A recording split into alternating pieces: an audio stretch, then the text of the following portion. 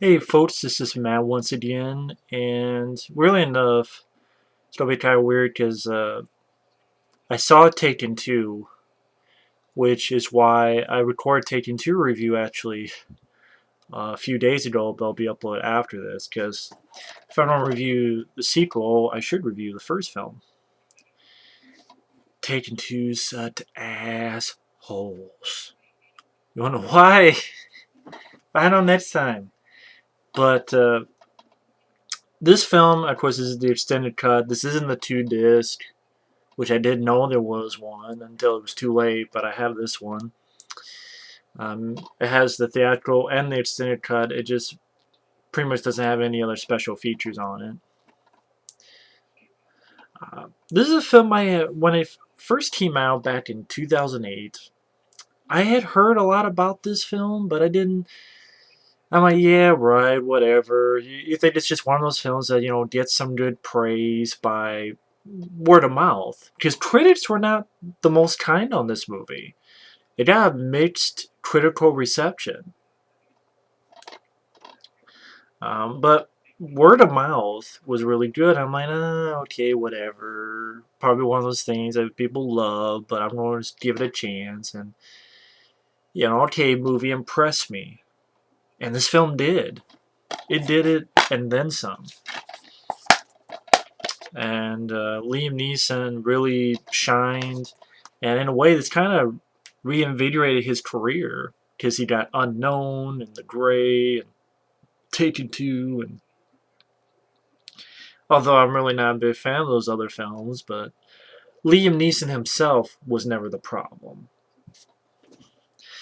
But this was directed by a guy named Pierre Morel, who had directed a film called District B13, which I had not seen yet, I know. But he, after this, directed a film called From Paris with Love, which I really enjoyed. I thought John Travolta was a lot of fun in From Paris with Love. I think From Paris with Love is kind of underrated. Not even kind of, I think it's underrated. I think it's a fun action movie that did not get the recognition it deserved. It's a fun movie.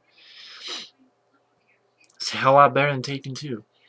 But this film, very straightforward plot. It does remind me a little bit of a Commando, and the fact that if you have a father who has a particular set of skills, his daughter is taken, and he pretty much gets pissed, goes over and kills everybody, fucks everybody up, and that's really the story. That's the story of the movie. But what really makes this film tick is just because something's simple doesn't mean it's bad. That seems to be like a misconception. Like, oh, it's simple, it's straightforward, so thus it might be bad. That's not really the case. The simplest movies can be the best films. Die Hard. It's a simple movie. Pretty damn good flick, though. Classic. One of the best action films of all time. Speed. Simple. Yet very effective. It's just one of those things where it you got a very capable director. You got a turn by Liam Neeson. I mean, of course, we knew Liam Neeson from stuff like Darkman, and I remember him in his role in Kroll. Of course, Qui-Gon Jinn and The Phantom Menace. But sorry about that. What makes this film particularly badass is that okay, you get introduced to the character, you know a lot about him just from visual, how he wraps his present, how he had this job, he has retired because he wants to get to know his daughter. His daughter's kidnapped while she's over in Paris and such, and he's going to kick some ass. And the first 20 some minutes are building up the characters, but around the 20-25 minute mark, you have that excellent scene. And it's not even an action scene, but it's probably the most memorable scene in the movie. It's not an action scene. That's what's great about this movie. Is that you have a memorable scene with dialogue.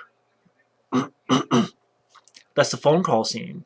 He was like, I don't know who you are. I don't know what you want. If you're looking for ransom, I can tell you I don't have money, but what I do have is a particular set of skills.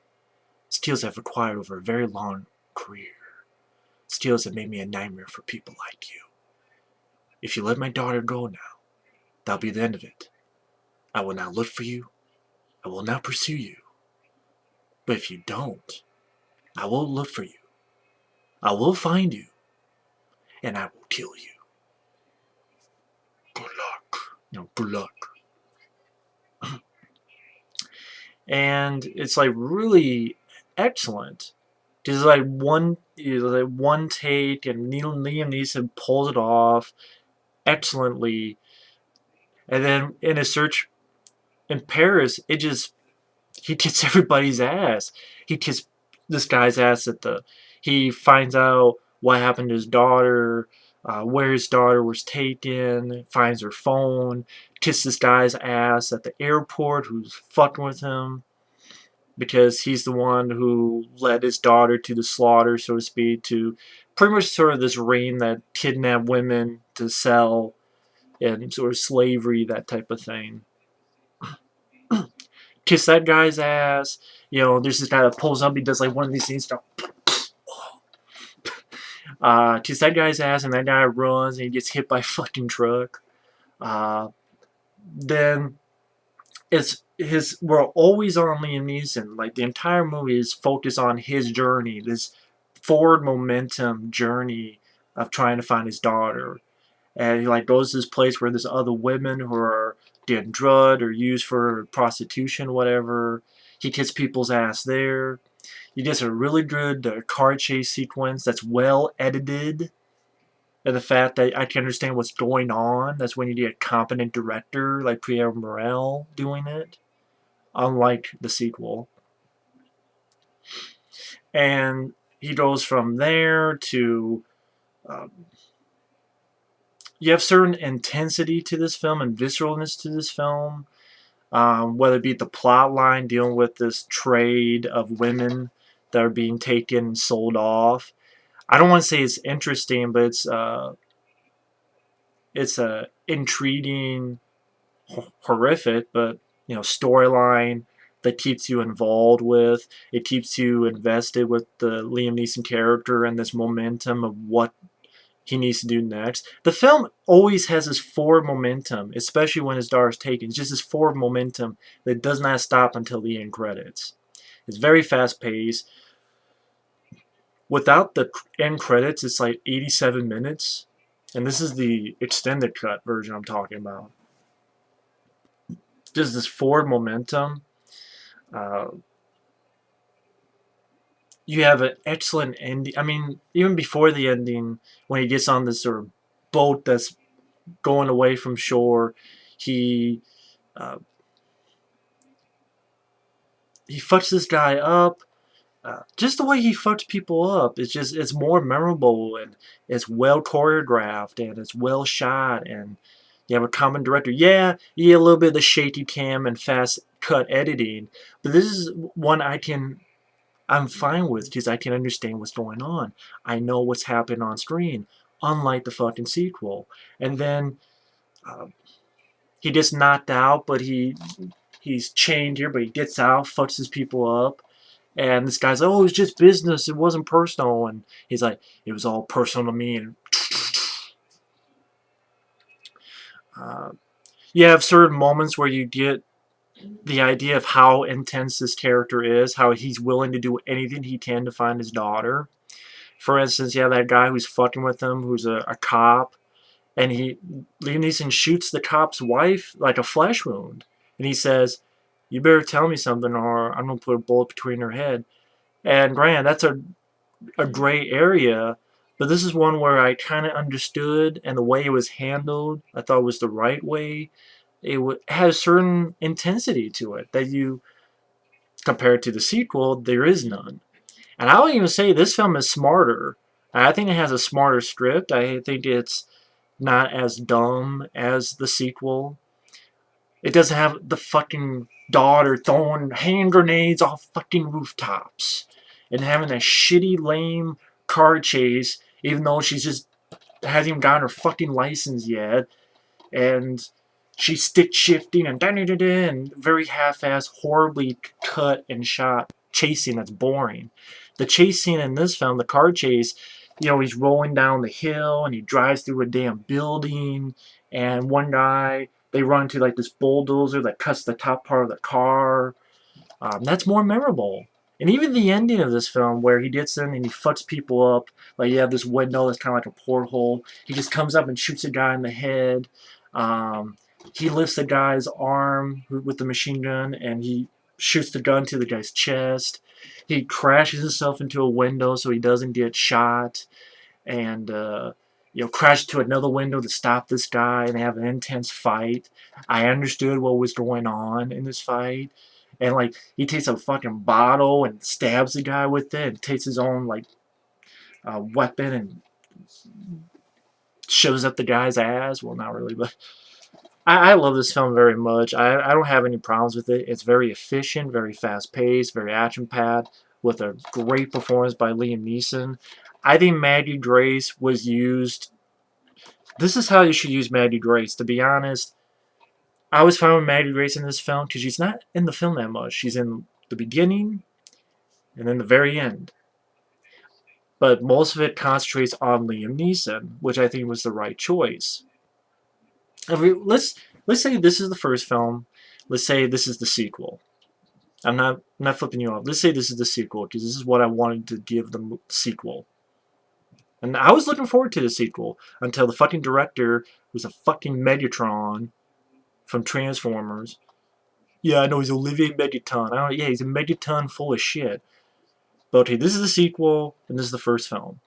This first film, it takes maybe 20-25 minutes to finally get thrust into the story.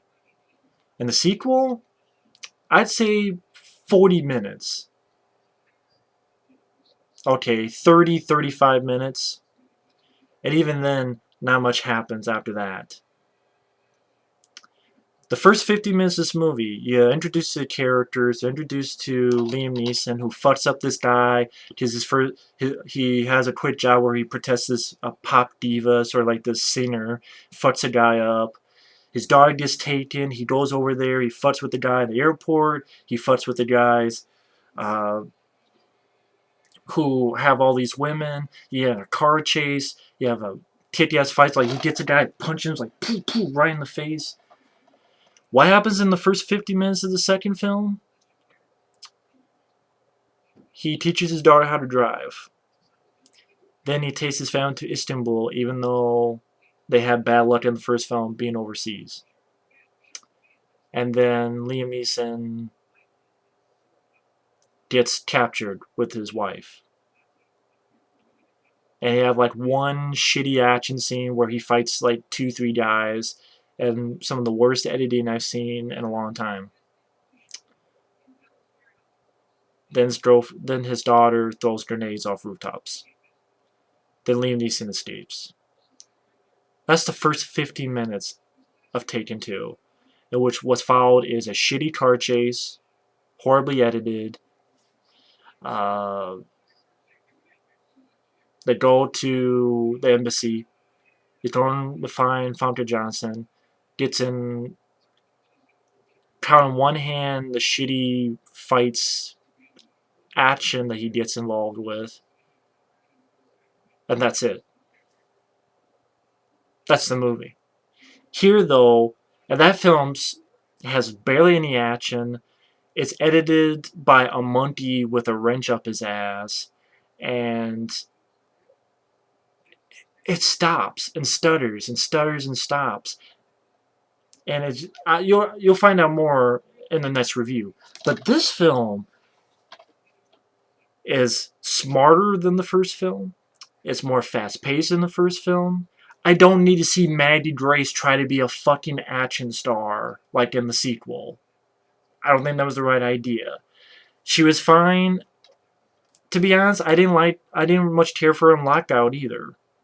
Maggie Grace, she's not a bad actress, but she's fine in this kind of role where it's just small.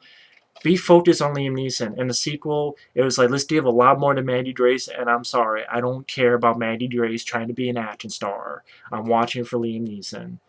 This film has a momentum that keeps going. It's fast, it's furious, it's visceral, it's intense, it's entertaining, and Liam Neeson kicks ass. That moment with the phone call is memorable. There's not a goddamn thing like that in the sequel, but stay tuned for that. This film kicks a lot of ass. I wish the sequel did.